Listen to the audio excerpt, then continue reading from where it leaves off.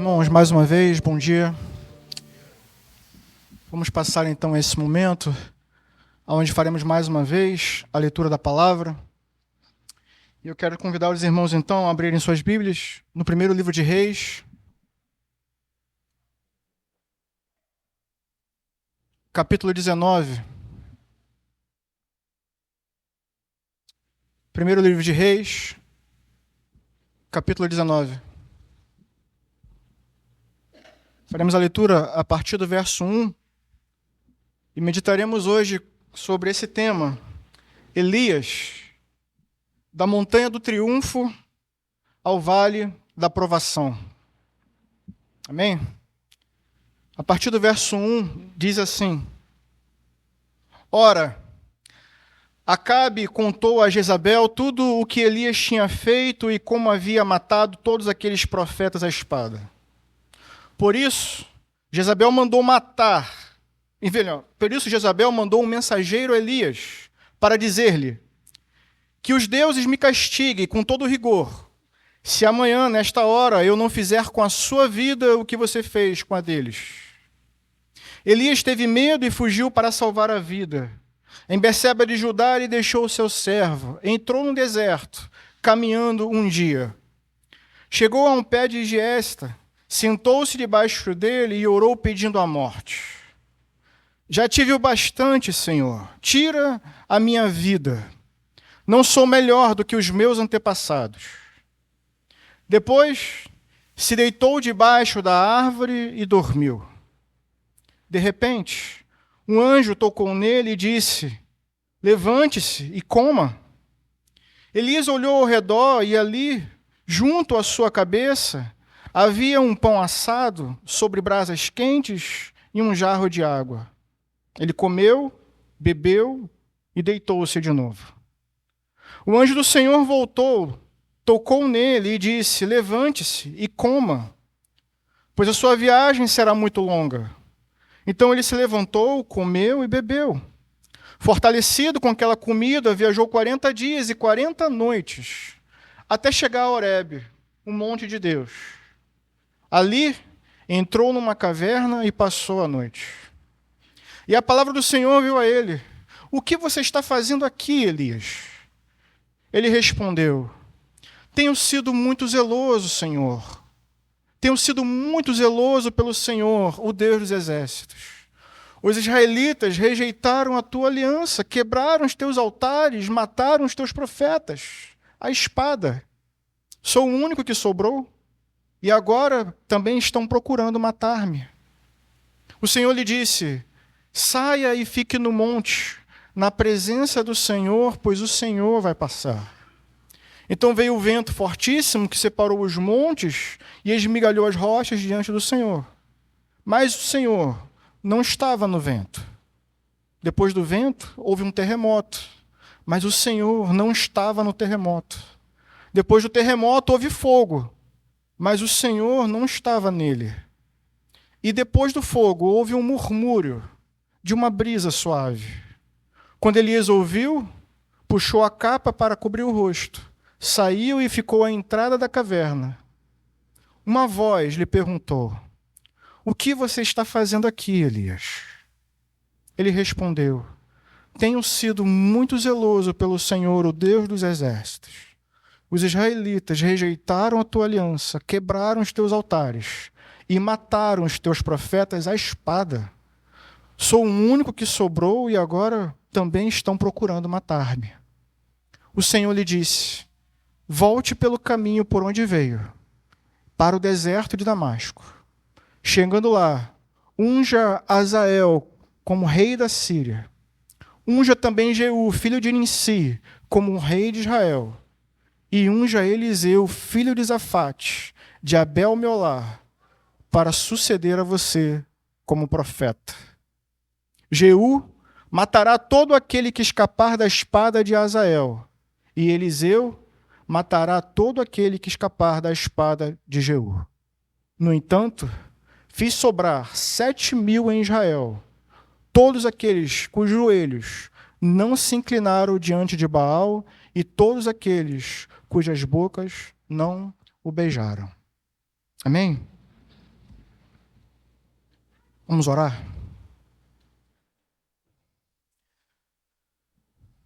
Pai nosso, mais uma vez, ó Deus, venhamos a Ti para ouvir a palavra que vem do Senhor.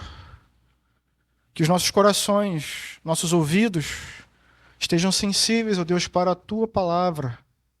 Fala com os Teus filhos mais uma vez, alimenta a Sua igreja, supre, ó Deus, a necessidade do Seu povo. A Ti oramos e é de Ti que esperamos.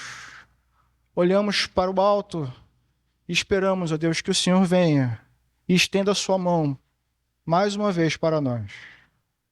Assim oramos em nome de Jesus. Amém.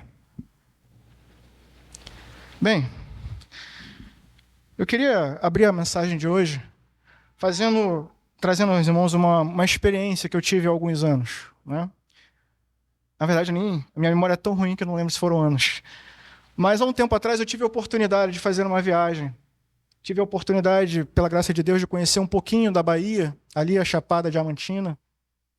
E ali, junto com minha esposa, nós tivemos a oportunidade de vislumbrar, eu acho que talvez a maior cachoeira do Brasil, né? Me fugiu agora a memória quantos metros de altura ela tem. E também tive a oportunidade de sair do alto daquela montanha e ir, então, para a mais profunda caverna que eu tive a oportunidade de conhecer.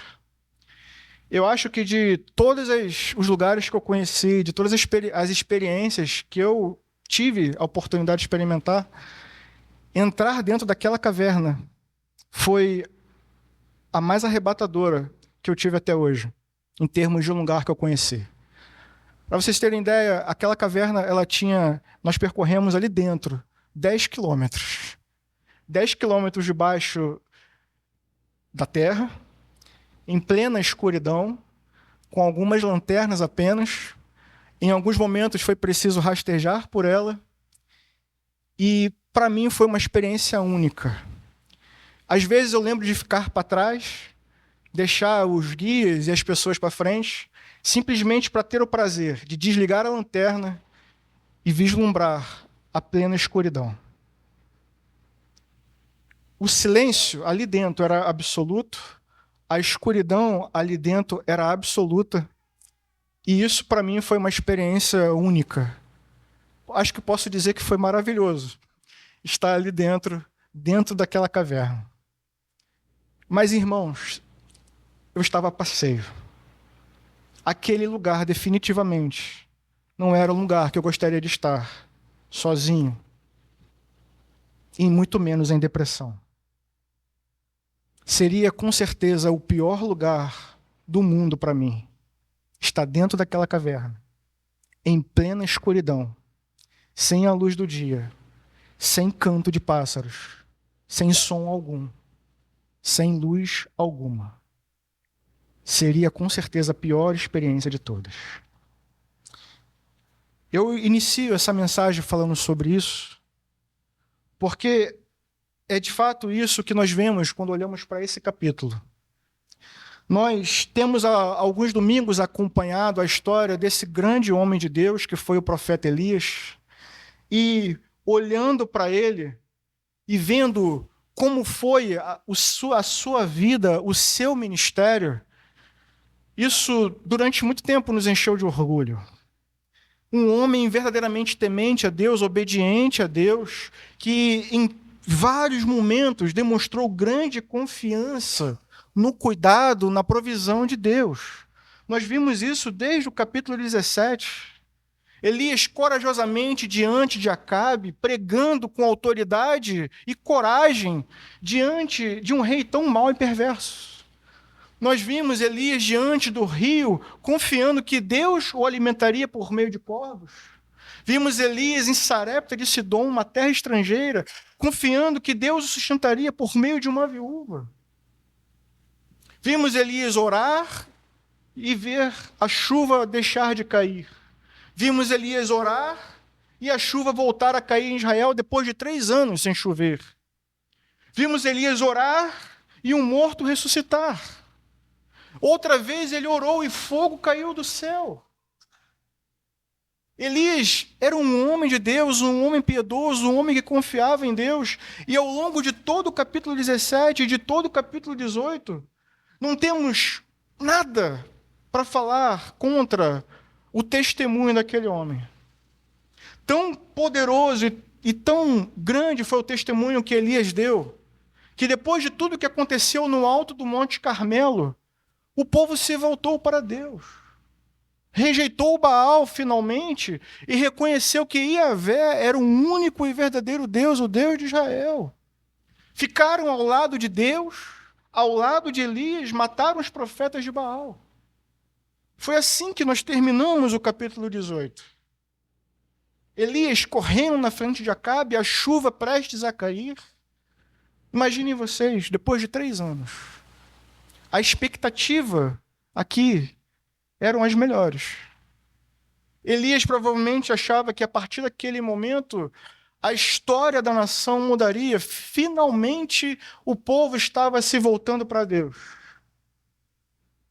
Mas aí a gente vira a página e a gente se depara com uma realidade completamente diferente dessa. Parece que todas as expectativas de mudança foram frustradas. O capítulo 19 começa mostrando Acabe dando esse testemunho sobre tudo o que aconteceu no alto do Monte Horebe. Ele conta para ela como Deus se manifestou por meio da oração de Elias, como os profetas foram envergonhados, como Baal finalmente foi desmascarado. Mas muito longe de uma conversão, muito longe de arrependimento. O que o versículo 1 e 2 mostra para a gente é que que Acabe e Jezabel continuaram impenitentes em seu caminho. Longe de se arrepender, o texto mostra que Jezabel mandou uma mensagem muito clara para Elias. Ela disse que os deuses me castiguem com todo o rigor, se amanhã eu não fizer com você a mesma coisa que você fez com aqueles homens. Ela claramente estava mandando uma mensagem, uma ameaça de morte para aquele homem de Deus. Bem, isso talvez não deva ser tão surpreendente, mas o que surpreende é ver a reação de Elias. Diante de tudo que a gente viu no capítulo 17 e no capítulo 18, a ameaça de uma mulher não deveria ser grande coisa para ele.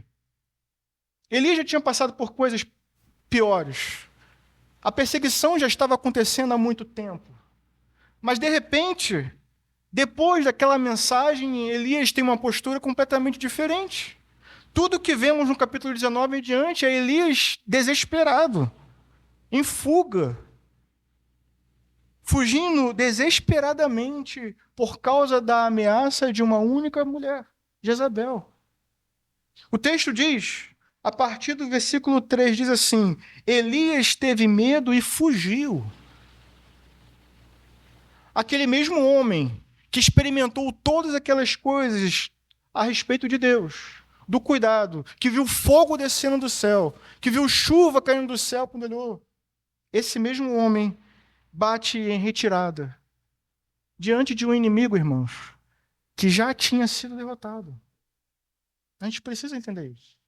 E o texto diz que ele foge com medo. Bem, a primeira coisa que eu queria destacar na manhã de hoje é isso. A fragilidade de Elias em exposição. O texto nos mostra um homem com medo, um homem que sai daquela terra e percorre, irmãos, de Jezreel, que era onde ele estava, até a outra cidade onde ele vai, Berseba, são aproximadamente 140 quilômetros. Ele percorre 140 quilômetros em fuga. Chega naquele lugar, deixa o seu servo ali. Talvez pensemos nós que a intenção dele era preservar a vida do seu servo. Ele sai de Jezreel, viaja até Berseba, 140 quilômetros, deixa o servo lá e continua a viagem. Dali ele vai para o deserto, entra no deserto, ainda com medo, ainda desesperado, encontra um arbusto, se joga debaixo dele e finalmente ora. Mas diferente do que nós poderíamos imaginar, a oração que Elias faz ali é extremamente reveladora. Mostra a real condição, não apenas física, mas mental e espiritual que aquele homem estava vivendo. Elias pede para morrer. Elias clama pela morte. Ele diz: não aguento mais. Não sou melhor que os meus antepassados. Prefiro a morte. Prefiro morrer. É isso o que ele diz ainda no versículo 4. Já tive o bastante, Senhor. Tira a minha vida, não sou melhor do que os outros, não sou melhor do que ninguém. Elias, irmãos, estava abrindo mão não apenas do seu ministério, não apenas do ministério que Deus tinha confiado a ele. Estava abrindo mão até mesmo de viver. Não é por acaso que os teólogos olham para essa passagem e mostram Elias aqui como um grande exemplo de um homem em um profundo estado de depressão. Quem poderia imaginar um homem de Deus que viu e experimentou tantas coisas nesse estado, clamando a Deus, não por livramento, mas pela morte? É importante a gente prestar atenção nisso, irmãos. Elias foi rapidamente do alto do Monte Carmelo para o deserto da provação, ou como diz Warren Wiersbe, da montanha do triunfo ao vale da provação. E o que ele fala aqui, irmãos, é assustador. É revelador em muitos sentidos. E a gente pode até se perguntar como ele chegou aqui, quais foram as razões que levaram ele a entrar em depressão. E a verdade é que a gente pode apontar muitas coisas. Fadiga, exaustão física, exaustão mental, frustração. Será que ele achava que o povo ia mudar? As circunstâncias iam mudar? Medo. Culpa por ter tido medo e fugido. Talvez orgulho ferido, complexo de Messias. Talvez ele achasse que, por meio do serviço dele, tudo ia mudar. De fato, a nação precisava de um Salvador. E Elias, irmãos, se a gente prestar atenção até esse momento, ele preenchia todos os requisitos para ser o Messias. Ele orou, parou de chover, orou, voltou a chover, orou, fogo caiu do céu, orou e o morto ressuscitou. Por meio do testemunho dele, a nação se arrependeu. Tinha tudo até aqui para ser o Cristo. Mas o texto mostra para a gente que não. Muito longe de ser o Salvador. O que o capítulo 19 mostra para a gente é que Elias também precisava, ele mesmo, de um Salvador. Não era ele o Cristo. Como diz Tiago, ele era apenas um homem como nós, sujeito às mesmas coisas que nós. E aqui está o exemplo. Depois de ter sido grandemente usado por Deus, está em tamanha fraqueza, em tamanho estágio de fragilidade, que tudo que ele consegue pedir a Deus é para morrer. Bem, se tem uma coisa que a gente pode aprender de bom com esse momento de Elias, é que apesar de toda a dificuldade que ele estava vivendo, Elias estava orando. Elias estava mais uma vez diante da presença de Deus. E isso, irmãos, nós vimos. Foi uma coisa que Elias aprendeu não em momentos de dificuldade, mas em momentos de paz. Durante toda a história que nós vimos antes, vimos Elias orando inúmeras vezes, recorrendo a Deus inúmeras vezes. E agora o profeta, embora esteja em grandes momentos de dificuldade, ele está tão habituado a fazer isso, que em um momento de desespero profundo, ele faz isso ainda de forma quase que automática. Ele se joga debaixo do arbusto e em profundo desespero ora a Deus. Mas vejam, ele direciona todo o seu desespero, toda a sua falta de esperança para o trono de Deus. E aqui está um bom exemplo para todos nós. Mesmo dificuldade, Elias ainda sabe aonde ele deve depositar a sua confiança. Ainda que as suas palavras não sejam perfeitas, ainda que a expressão das suas palavras não seja talvez a mais correta, ele ainda está orando ao único e verdadeiro Deus que existe, o Deus de Israel. Bem, a única questão aqui não é se Deus vai ouvir o profeta, mas como Deus vai responder ao profeta. Eu preciso reforçar. Elias está pedindo não apenas para abandonar o ministério, ele está pedindo para morrer. Ele está pedindo ao doador da vida para que tire a sua vida. E isso, irmãos, é uma grande ofensa. É um grande sinal de desespero e um grande sinal de falta de esperança. E ele está orando a Deus, pedindo essas coisas. A pergunta é, como Deus responde? Vejamos em segundo lugar, vimos em primeiro lugar a fragilidade de Elias exposta, vejamos então em segundo lugar o amor de Deus em exposição. Veja o que diz o versículo 5, me acompanhe, por favor.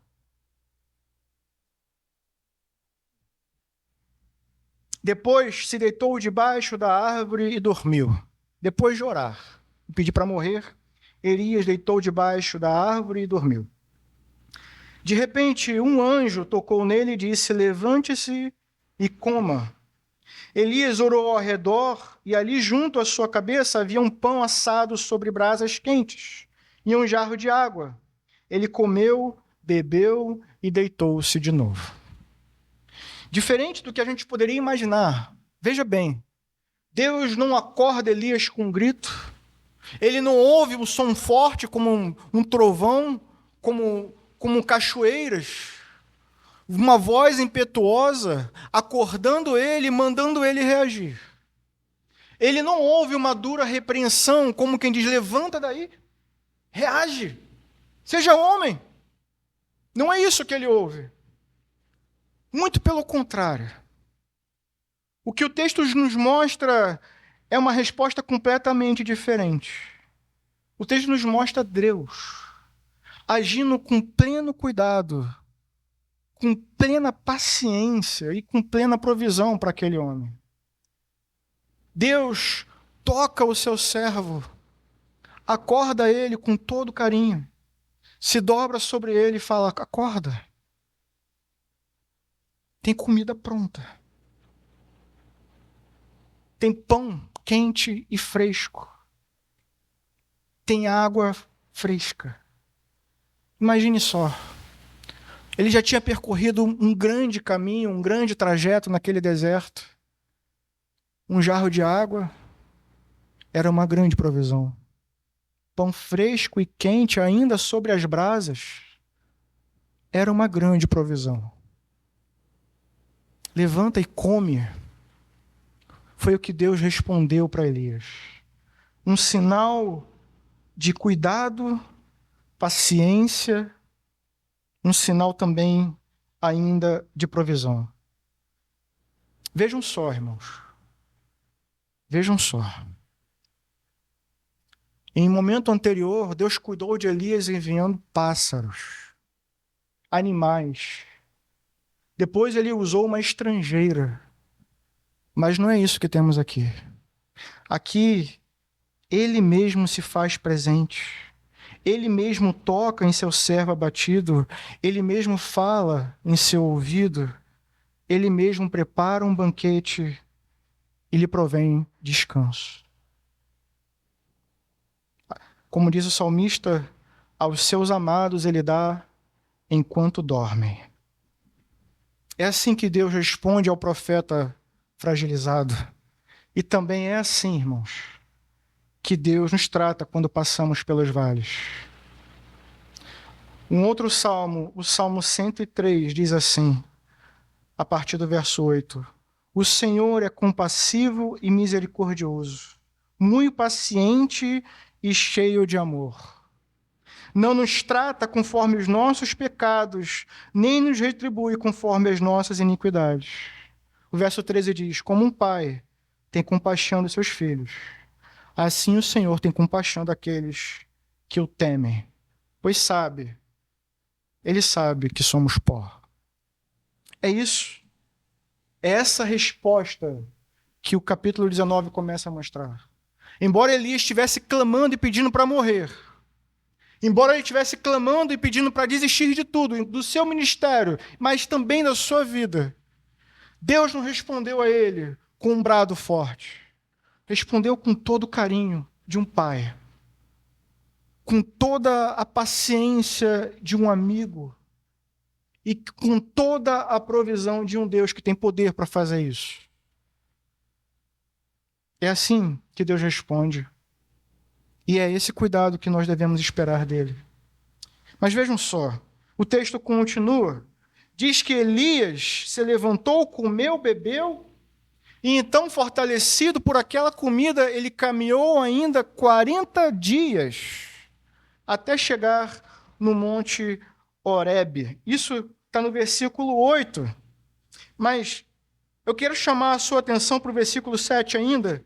O versículo 7 diz: o anjo do Senhor. E aqui, irmãos, a gente precisa entender. O anjo do Senhor é um título atribuído ao próprio Deus. Os teólogos vão dizer mais precisamente ainda, a segunda pessoa da Trindade. Aquele que posteriormente nós chamaríamos de Jesus Cristo. Conheceríamos ele pelo nome. Aqui está esse mesmo Cristo que preparou um banquete para Pedro depois. Peixe, à beira de uma fogueira.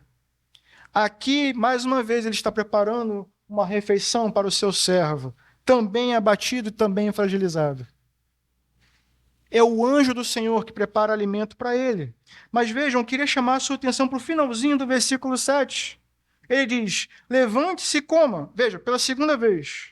E diz: pois a sua viagem será muito longa.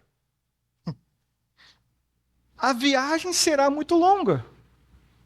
Isso chama a minha atenção, irmãos, porque quando lemos isso pela primeira vez, a impressão que temos é que Elias está sem rumo, que ele simplesmente saiu de Jezreel e está seguindo o seu curso, o seu destino, sem saber para onde vai. Mas aparentemente, parece que o anjo sabe para onde ele está indo, a distância que ele vai percorrer. E eu me pergunto mais, se não é um anjo que está conduzindo Elias para o Monte Horebe. Talvez Elias estivesse achando que estava tomando as próprias decisões e indo sozinho para aquele deserto, sem saber o que iria encontrar. Mas pelas palavras do anjo do Senhor, parece que ele já sabe qual é o destino. E ele sabe que a viagem será longa. Elias sai daquele lugar e vai até o Monte Horebe, que também se chama Monte Sinai, e é o monte de Deus. Os teólogos vão dizer que a distância da onde ele estava até o Monte Sinai era de aproximadamente 400 quilômetros. Não era pouca coisa. Ainda havia mais 400 quilômetros para percorrer, e a estimativa é que essa viagem podia ser feita em aproximadamente entre 10 e 14 dias. 14 dias de viagem para percorrer 400 quilômetros. Mas o texto diz que ao invés de 14 dias, Elias levou 40. Muito mais do que o tempo esperado. E é difícil não estabelecer uma relação desse tempo com o tempo que os israelitas caminharam no mesmo deserto. 40 anos. Nas mesmas circunstâncias. Depois de terem se rebelado contra Deus. Parece que Elias caminha um dia para cada ano que os israelitas percorreram. Ele caminha 40 dias. E vejam, com a força, com a energia daquele alimento, que a gente poderia dizer que era um alimento simples. Água fresca e um pouco de pão. Ele caminha os 40 dias de forma milagrosa, chega no Monte Horebe com aquela provisão que talvez a gente desprezasse, que talvez a gente considerasse como insuficiente. Ele caminha, chega no Monte Horebe, e aí a pergunta é, alguma coisa mudou? Não. Elias chega no monte de Deus, mas ele não vai à presença de Deus. Ele corre para dentro de uma caverna. Ele se esconde, e isso, irmãos, mostra para a gente que o estado daquele homem não mudou. Ele continua deprimido, continua sem expectativa, continua sem esperança. Ele se esconde no fundo de uma caverna, onde não há luz. A ausência de luz, a ausência de expectativa, não tem para onde ir. É dentro de uma caverna que Elias vai, para se esconder mais uma vez, e para dormir e descansar. Bem, como é que Deus vai reagir a mais esse momento? A gente poderia pensar, caramba, depois de 40 dias ele continua assim. Não deveria ter reagido, talvez agora sim Deus pegue ele e balance, acorde, Elias, saia daí. E de certa forma, irmãos, é mais ou menos isso que acontece, mas não com essa agressividade. Mais uma vez, de forma muito carinhosa, Deus se volta para o seu servo, lhe dirige a palavra e pergunta, Elias, o que você está fazendo aqui? E dessa vez, irmãos, a gente não precisa conjecturar. Elias abre a boca e expressa o que está dentro do seu coração. E olha o que ele diz. Tenho sido, versículo 10, me acompanha. Tenho sido muito zeloso pelo Senhor, o Deus dos exércitos. Os israelitas rejeitaram sua aliança, quebraram seus altares, mataram seus profetas à espada. Sou o único que sobrou. E agora também estão tentando me matar. Eu queria chamar a sua atenção para isso. É um completo absurdo o que Elias está falando. Aparentemente verdade, mas não tão verdade assim. E isso deve chamar a nossa atenção, irmãos, porque aqui está uma coisa que frequentemente nos atinge e frequentemente pode nos levar ao mesmo estado de depressão. Elias tem um grave problema aqui. 3 graves problemas. Em primeiro lugar, ele tem uma visão distorcida de si mesmo. Uma visão distorcida da realidade. E em terceiro lugar, uma visão distorcida sobre Deus. E frequentemente, irmãos, é uma visão distorcida que nos leva ao fundo do poço.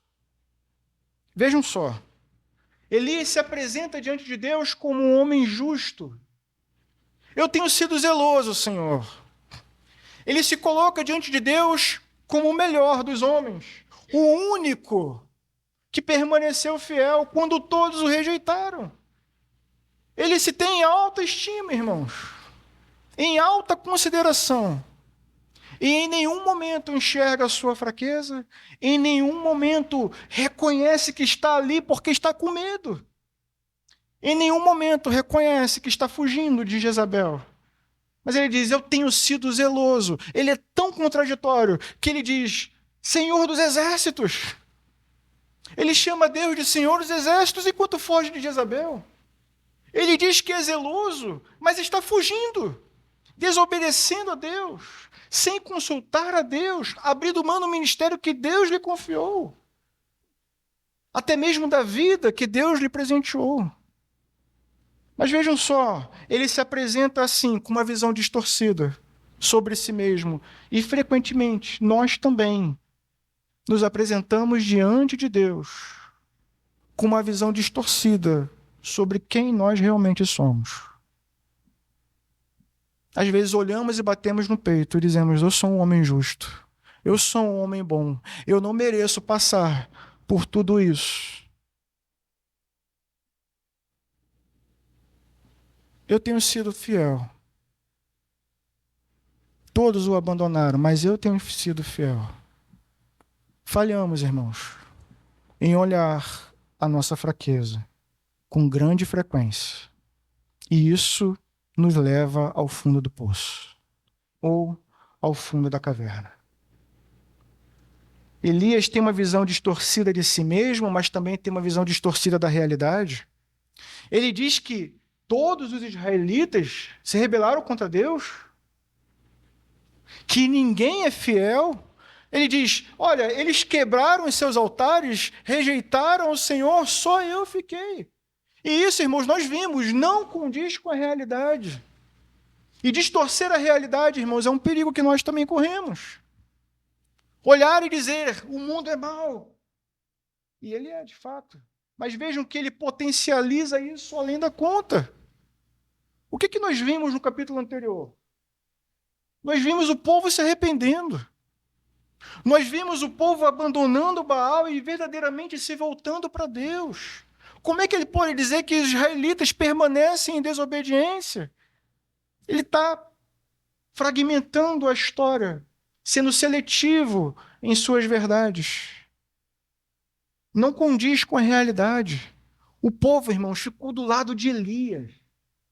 Não podemos esquecer isso. Mas, acima de tudo, ficou ao lado de Deus. Mataram os profetas de Baal. Mas, para justificar a sua condição, a sua postura e a sua fraqueza, ele olha para o mundo e diz, o mundo é mau.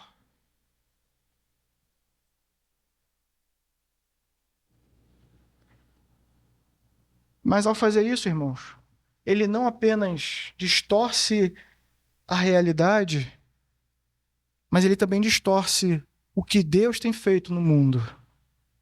Porque se Elias olhasse atentamente, ele veria que em todo esse tempo Deus tem agido poderosamente em diversas situações. E a prova disso é que o povo se voltou, se arrependeu. Quando Elias distorce a realidade, a grande implicação é que ele também tem uma visão distorcida sobre o que Deus tem feito no mundo. E esse é um perigo que frequentemente nós corremos. Olhar e achar que o mundo está ao léu. Olhar e achar que Deus abandonou o mundo. Olhar e achar que Deus não se preocupa, que Deus não está agindo mais como agia nos tempos passados. Como se tudo estivesse abandonado, como se Deus tivesse perdido o controle ou como se ele não se importasse. Essa é a grande implicação de uma visão distorcida a respeito do mundo, dos problemas do mundo, da maldade no mundo. No final das contas, podemos olhar para Deus e dizer que ele não se importa ou que ele não tem poder para mudar as realidades. Qual é, então, a solução para esse grande problema de visão? Esse grande problema, irmãos, que pode nos levar a entrar no fundo de uma caverna e pedir para morrer. Eu digo, irmãos, que é um problema de visão baseado em algumas leituras das Escrituras. Frequentemente, quando eu olho e vejo homens em situações de tristeza, de grande depressão, eu vejo que a solução é Deus colocar um bom óculos diante deles. Vejam só Jó, por exemplo. Qual é o ponto final da história? Ele chega no final e diz, agora eu vejo você. Agora os meus olhos te veem. Deus vai corrigir a visão de Elias. Uma visão distorcida sobre si mesmo, uma visão distorcida da realidade, uma visão distorcida sobre quem Deus é e o que ele tem feito no mundo. Veja como Deus faz isso a partir do versículo 11. O Senhor lhe disse, saia e fique no monte na presença do Senhor, pois o Senhor vai passar. Preste bem atenção nisso. Se você está, ou se você conhece alguém que esteja passando por um momento assim, veja a resposta de Deus. Saia e fique aonde Deus vai passar. Saia e fique no monte na presença de Deus, pois o Senhor vai passar. Esse era o melhor remédio, irmãos, que Elias precisava. Uma nova visão de quem Deus é. Uma nova visão de como Deus tem agido no mundo e o que ele tem feito no mundo. Deus vai corrigir a visão de Elias. E o texto diz como? Elias ainda está dentro da caverna e então acontece um grande vento. E o texto diz que Deus não estava no vento, nenhuma palavra foi dita ali. Houve então um grande terremoto e o texto diz que Deus também não estava ali. Houve fogo e Deus também não estava ali. E essas grandes manifestações, irmãos, devem chamar a nossa atenção. Porque terremoto, fogo e um vento impetuoso foram exatamente as mesmas coisas que o povo viu naquele mesmo monte há um tempo atrás. Eles estavam diante do Monte Sinai, Deus pisou naquela montanha fumegante, nos tempos de Moisés, e eles viram, sentiram a terra tremer, o vento soprar, e viram fogo consumir a montanha. Elias está vendo as mesmas coisas, irmão. Mas vejam só, dessa vez ele sabe que Deus não está em nenhuma dessas grandes manifestações. E isso mostra uma coisa importante para a gente. Às vezes nós estamos em busca dessas grandes manifestações. E às vezes precisamos de grandes manifestações. Mas às vezes o que precisamos é ouvir o suave sussurro da voz de Deus. Elias ouviu o fogo, sentiu o terremoto, viu o fogo, mas ele ouviu então uma voz suave e tranquila. E ele teve discernimento suficiente para saber que, embora suave e tranquila, aquela era a voz de Deus. Nem sempre veremos grandes sinais. Às vezes Deus falará conosco assim, suave e tranquilo, como um amigo nos chamando para o encontro.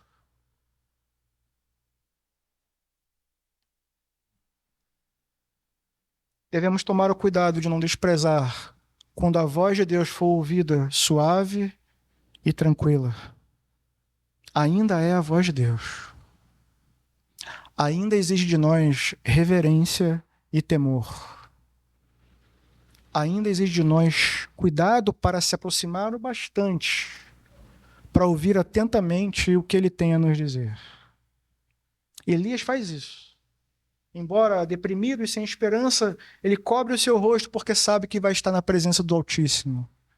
Ele sai da caverna e atentamente ouve Deus lhe falar mais uma vez. O que você está fazendo aqui? A pergunta não muda. E a pergunta não muda porque até o presente momento, irmãos, Elias não teve coragem de se olhar na frente do espelho e reconhecer qual era o problema. Em nenhum momento ele tem a coragem de dizer por que ele está ali. Estou aqui porque estou com medo. Estou aqui porque desconfiei do seu cuidado e fugi. Não tem coragem. Não ousa dizer isso. Muito pelo contrário, nós vemos que Elias insiste na mesma resposta. Senhor, eu tenho sido um homem zeloso, eu sou o único que ficou. Todos te abandonaram e agora estão querendo me matar. Mas a gente sabe que isso não é verdade. Elias insiste nessa história. Mas vejam só, Deus também insiste em ser paciente com ele. Deus também insiste em tratar ele com bondade, em ser misericordioso com ele. E então Deus resolve o problema. E como Deus faz isso? Deus faz isso de duas formas. Ele mostra a sua fidelidade em tempos passados e mostra a sua soberania sobre os tempos futuros. O lugar que Elias está é, em primeiro lugar, um grande lembrete dessa fidelidade. Talvez ele não tivesse se dando conta disso ainda, mas ele estava no Monte Horebe, no Monte Sinai. Percorreu também 40 dias. Foi alimentado por um pão que veio da parte de Deus. Bebeu da água que foi providenciada por Deus no deserto. Quando a gente olha para o que Elias viveu, irmãos, e olha para o que Israel viveu tempos atrás, é a mesma experiência de uma forma mais particular.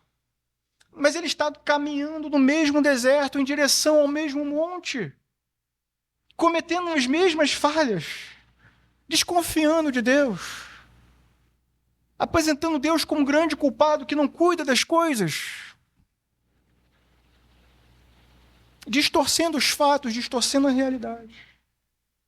Ele está no mesmo deserto, caminhando uma imagem do que seriam também os 40 anos, mas está experimentando ainda assim a provisão de Deus, o cuidado de Deus. Caminhou 40 dias, irmãos, 40 dias. Está no mesmo monte que Moisés esteve, um monte que fumegou, e está tendo a mesma experiência que Moisés foi convidado a ter, a sair e a ver uma manifestação de Deus. Está vivendo as mesmas coisas. E essas coisas que foram vividas no passado têm uma coisa a nos ensinar, irmãos. Deus foi fiel no passado. Devemos então olhar para o passado e lembrar disso. O povo saiu do Egito e chegou na terra prometida. Deus cumpriu cada uma de suas promessas. Elias estava ali e, em primeiro lugar, deveria se lembrar e se agarrar a isso. Deus foi fiel no passado. Certamente será no presente. Isso, irmãos, é poderoso. Especialmente em momentos de grande dificuldade, quando achamos que não há esperança, não há solução e que a única solução é a morte. Talvez você precise olhar para o passado e se lembrar das grandes coisas que Deus já fez na sua vida. Como diz o profeta, eu preciso trazer à memória aquilo que me dá esperança. E não há nada que possa te dar mais a esperança do que olhar para trás e ver o cuidado de Deus. Até aqui nos ajudou o Senhor. Até aqui nos ajudou o Senhor. Deus foi fiel e continua sendo. Mas o futuro também está em suas mãos. O texto diz que Deus manda Elias voltar pelo caminho. E essa é a primeira coisa que precisamos fazer. Se Deus nos manda voltar, é porque estamos no caminho errado. Ele nos manda voltar e então seguir as suas novas ordens. Ele manda Elias a uma terra estrangeira para ungir ali um novo rei. Dali, ungir um novo rei em Israel.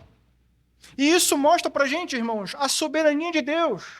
E o tamanho e a expansão dessa soberania. Não apenas em Israel, mas em todos os reinos. É Ele que levanta e abate os reis. Mesmo na Síria, é Ele quem estabelece o rei. Se é assim lá, quanto mais em Israel. Vejam só. Talvez Acabe e Jezabel achassem que a dinastia deles ia ser para todo sempre. Mas Deus já havia decretado o fim. E não apenas o fim, também o sucessor. E não apenas o sucessor, mas como essas coisas aconteceriam. O rei da Síria traria juízo. Quem sobrasse sofreria o juízo do rei de Israel.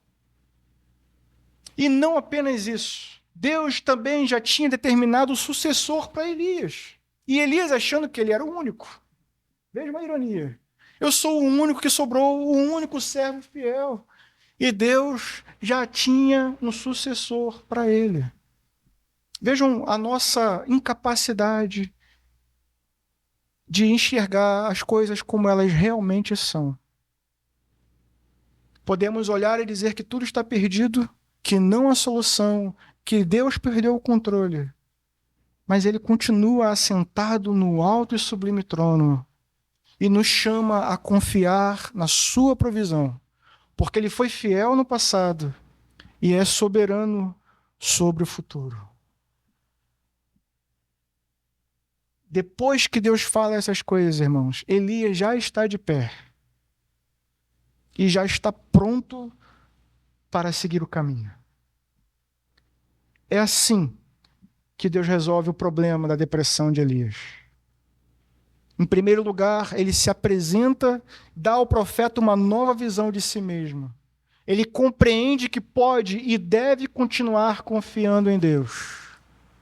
O seu pecado é posto diante dele. Volte. Volte pelo caminho. Não era para você estar aqui. Mas, finalmente, ele segue uma direção. Deus estava, está e sempre estará no controle de todas as coisas. Não há por que perdermos a esperança. Não há porque entrarmos em um estado tão profundo de miséria e pedir pela morte. Devemos olhar, confiar e seguir a nossa caminhada. Amém? Eu quero terminar essa mensagem fazendo algumas aplicações. Em primeiro lugar, essa história, ela nos ensina que devemos tomar cuidado e não fazer juízo, não condenar tão rapidamente alguém que esteja passando por um estágio de depressão. Às vezes, irmãos, nós temos esse mal de não se compadecer com a fraqueza do próximo, não se compadecer com a dor do próximo, não ter empatia. E rapidamente dizemos, é um fraco, não tem força, talvez nem seja um cristão. Cristão não passa por isso. Cristão não tem depressão. Mas vejam só, irmãos, Elias. Quem ousaria dizer que Elias não era um homem de Deus? E não apenas Elias, Moisés também pediu pela morte. Jeremias amaldiçoou o seu dia. Jó também. Esses homens passaram por isso e eram homens de Deus. O grande pregador batista, Spurgeon, também viveu com esse mal da depressão. Então tenhamos cuidado e não nos apressemos a apontar o dedo e condenar a fé ou a força do outro discípulo. Elias era um homem como nós, sujeito às mesmas fraquezas que nós, e isso significa que nós também estamos sujeitos a passar por essas coisas. Não sejamos assim tão apressados em condenar a fé ou a força do nosso irmão. O puritano Matthew Henry, ele nos lembra uma coisa importante. Uma fé grande nem sempre é igualmente forte. Uma fé grande nem sempre é uma fé forte. Podemos ter fé, mas também podemos ter fraqueza na nossa fé. E não depende de nós. Depende de Deus. É um dom dele. Então tenhamos cuidado e cautela. Tenhamos humildade para saber que a fraqueza daqueles grandes homens de Deus também podem ser a nossa. Elias passou por isso. Alguns dos nossos irmãos podem estar passando por isso. E a última coisa que eles precisam é a sua voz gritando alto e forte: levante e saia daí. Não foi assim que Deus tratou Elias. Não é assim que nós devemos tratar aqueles que estão fracos. Deus tratou com paciência, cuidado e provisão. A segunda coisa que esse texto nos ensina é que devemos tomar cuidado com visões distorcidas. Eu já disse e vou repetir, frequentemente é isso que nos leva ao fundo da caverna. Frequentemente temos uma visão distorcida de nós, uma visão distorcida da realidade, e isso implica em uma visão distorcida de Deus. Exageramos os nossos problemas, fazemos eles parecer maiores do que eles realmente são. E nem nos damos conta de que quando tornamos os nossos problemas os maiores problemas do universo, estamos diminuindo Deus. Porque se os nossos problemas são assim, tão impossíveis, sem solução, isso significa que Deus é incapaz de resolver os nossos problemas e nos dar uma solução? Uma coisa implica na outra. Se os nossos problemas são impossíveis, que Deus é esse que nós servimos? Uma coisa implica diretamente a outra. Se o mundo é mau e perverso, se as coisas estão indo de mal a pior como se Deus não existisse, a implicação pode ser essa. Achar que Deus não existe, perdeu o controle, que Ele é um Deus fraco. Mas isso não é a realidade, isso é a minha, pode ser a sua visão. Uma visão distorcida da realidade. E frequentemente isso nos leva ao deserto. E do deserto à caverna, e da caverna, nosso desejo é de não sair de lá, é morrer. Porque os nossos problemas são os maiores problemas do mundo. E esquecemos que servimos ao maior, ao único, aquele que nunca perdeu o controle de nada. Devemos ter cuidado com as nossas visões distorcidas. E o remédio, irmãos, para os nossos problemas, para as nossas dificuldades, para a nossa depressão, é o mesmo de Elias. Em tempos de paz, se preparar para a guerra. Esse é um lema que nós ouvimos muito nas Forças Armadas.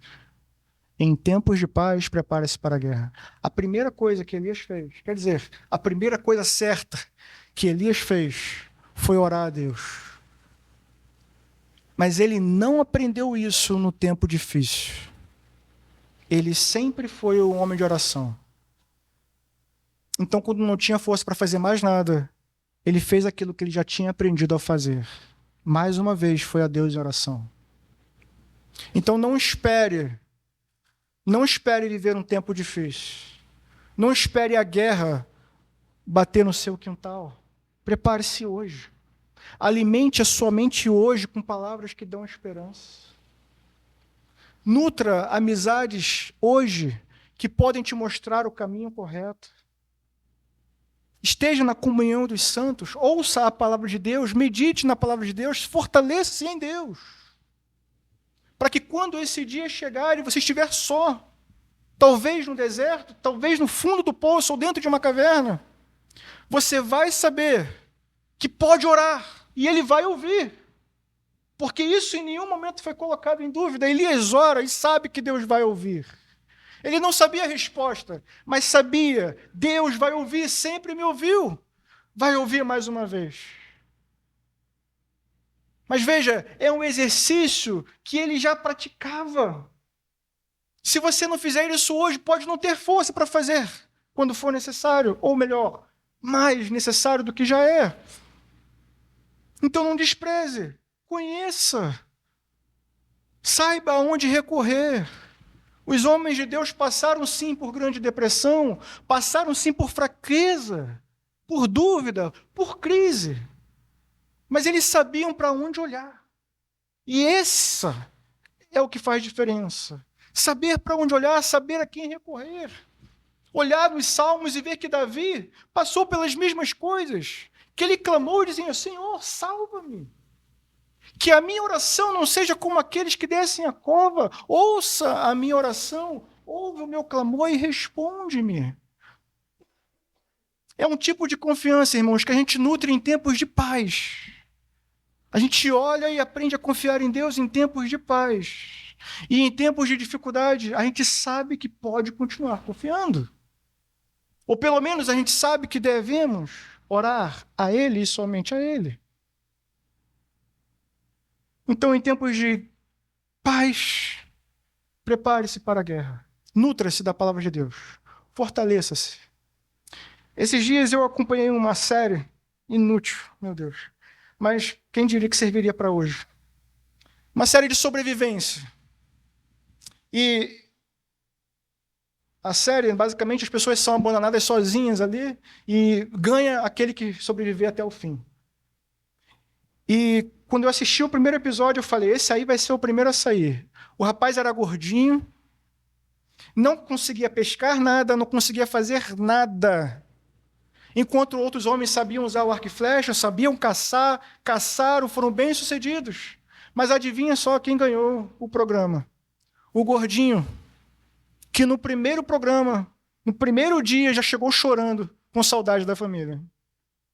Foi ele, que não pescou nada, não caçou nada. Sabe como ele sobreviveu? Com a gordura do corpo. Ele ficou até o fim, porque enquanto os outros iam defiando e saíram do programa porque estavam perdendo músculo, inclusive o coração, ele ficou porque estava consumindo a gordura do próprio corpo e ganhou $500 mil. Simplesmente porque era gordo. Ou, traduzindo, simplesmente porque tinha energia para sobreviver o tempo necessário. A gente precisa fazer isso. Não ficar gordinho. Mas a gente precisa guardar energias. Pode ser que a gente precise. E isso pode fazer toda a diferença. Mas, em quarto lugar, em tempos de guerra, o que devemos fazer? Continuar. Continuar e continuar a caminhada. Vejam só, Elias percorreu 100, depois mais 400, a viagem durou 40 dias ao invés de 10 dias, mas Elias não parou até chegar no monte que se chama Monte de Deus. Isso é precioso, porque a primeira coisa que queremos fazer em momentos de guerra, irmãos, é parar, é dormir, é entrar no fundo da caverna para nunca mais sair. É dizer, Senhor, eu não aguento mais. Tira a minha vida. Leva-me. Não consigo. Mas vejam só. Deus ajudou aquele homem. Parece por um momento que ele está saindo de Jezreel e está caminhando no deserto sozinho. Mas em toda aquela viagem, Deus estava com ele. Em nenhum momento ele esteve só. O anjo do Senhor sabia, inclusive, para onde ele estava indo. E sabia quanto tempo duraria a viagem. Então, às vezes, a gente olha para a nossa realidade e a gente fala assim, caramba, estou perdido. Como é que eu vou chegar? Deus sabe. Ao invés de te acordar com um grito, Ele providencia o alimento. Agora, tome cuidado. Não despreze o alimento. Pode ser um simples pão, pode ser um simples jarro de água, mas é suficiente. Não despreze aquele minuto de devocional. Não despreze a pregação, seja quem for que estiver pregando. Esteja atento, pode ser um sussurro, mas pode ser o necessário e suficiente para que você percorra a distância que for necessária. Então não despreze, seja água, seja vinho, seja pão ou seja um grande banquete, Deus vai nos dar o necessário, enquanto for necessário. Em nenhum momento Elias esteve só. Eu coloquei o título, não? Lajeei. Do monte até o fundo do poço. Eu disse Elias, mas a verdade não é essa. É Deus. Deus estava com Elias. Tanto na montanha fumegante, tanto no fogo que desceu do céu, mas também no deserto. Também no buraco, também na caverna.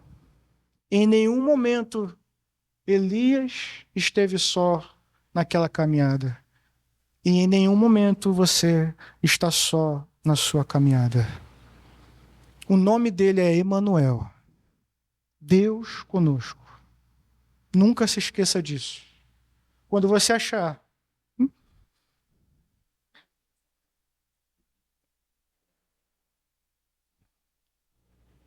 não dá.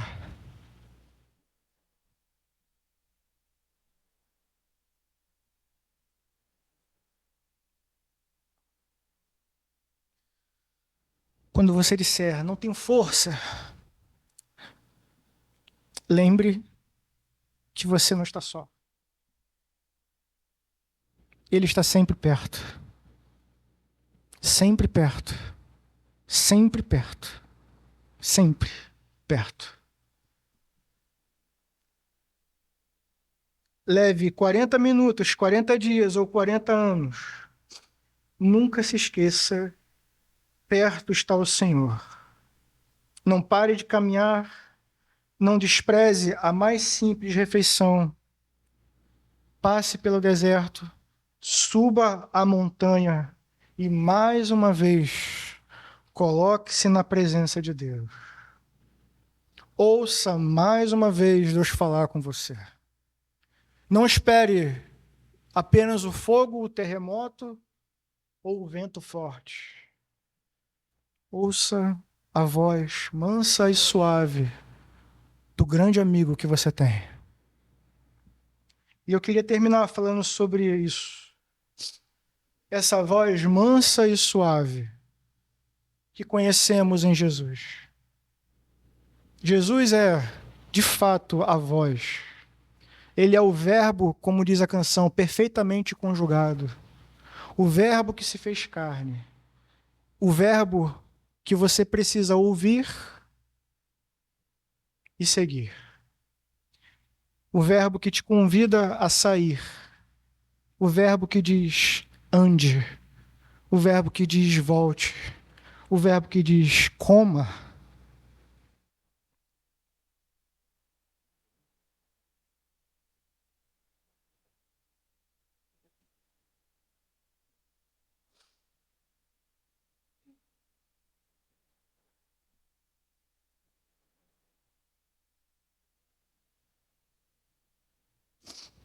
Jesus, manso e tranquilo.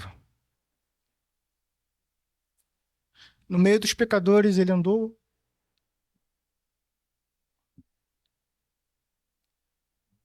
Com pecadores e publicanos ele se assentou. Manso e tranquilo. O mesmo manso e tranquilo que tocou nos feridos, nos leprosos que ninguém queria tocar. O mesmo manso e tranquilo que providenciou o alimento para o profeta desertor. Também é o mesmo manso e tranquilo que nos convida a caminhar com ele bem perto. A sua voz se faz ouvir. Esteja atento. Ela pode ser suave, mas é a voz de Deus. Levante, ouça e obedeça, pois é suave e tranquila, mas é a voz de Deus. Ela é suficiente. Esteja atento para ouvir, atento para se entregar, atento para voltar, atento para continuar a caminhada, pois o convite é dele. Ele diz: vinde a mim, todos os que estáis cansados e sobrecarregados, eu vos aliviarei. Amém? Vamos orar. Senhor, nosso Deus e Pai, obrigado, Senhor, pela Tua palavra. Obrigado, Deus, porque encontramos na Tua palavra exemplos de homens de Deus que, no final das contas, são como nós. Sujeitos às mesmas coisas que nós, às mesmas fraquezas que nós. E isso é reconfortante, Senhor. Porque como lemos no culto de oração, o Senhor não espera que nós sejamos fortes e ágeis. O Senhor espera que nós olhemos para o Senhor e depositemos no Senhor a nossa confiança. Como diz o salmista no Salmo 147, também nós, ó Deus, assim dizemos. Tu és, ó Deus, o nosso refúgio, a nossa fortaleza, e é em Ti, Senhor, que nós confiamos. Sabemos, ó Deus, que passaremos por dificuldades. Podemos estar no alto do monte hoje, mas talvez estejamos no fundo do poço amanhã. Mas seja na montanha ou no vale, no deserto ou nos campos ou nos pastos verdejantes, sabemos que o Senhor está perto. Sabemos que o Senhor é o bom pastor, que não deixará de nos alimentar. Sabemos que diante dos inimigos, mesmo em guerra, o Senhor prepara um banquete para nós. Ó Senhor, que possamos olhar e nos alegrarmos, pois apesar da nossa fraqueza, o Senhor é forte. E apesar da nossa dúvida e da nossa incerteza, o Senhor permanece firme e soberano para sempre. Senhor, seja sempre o Senhor o nosso castelo forte, o nosso alimento que nos dá força para caminhar até chegarmos em casa, na tua presença. Senhor, corrige a nossa visão. Se achamos que somos os piores homens do mundo, ou que somos os melhores homens do mundo, dá-nos, ó Deus, a visão certa. Pecadores, sim, justificados também. Imperfeitos, sim, mas salvos pela graça. Esse é o nosso lugar, na tua presença. Um Deus paciente e amoroso que cuida de nós e pacientemente nos conduz como um pastor. Nos acompanha, nos traz de volta e nos faz chegar seguros em casa. Senhor, corrija a nossa visão. O mundo é mau, mas o Senhor permanece no controle. As circunstâncias podem ser ruins, mas o Senhor permanece no controle. Que possamos olhar para trás e confiar, pois o Senhor foi fiel, sempre será. Que possamos olhar para frente e saber que a sua palavra se cumprirá. O Senhor é soberano. Tudo vai ficar bem. Tudo vai ficar bem. Assim, ó Deus, nós oramos. Em nome de Jesus. Amém e amém.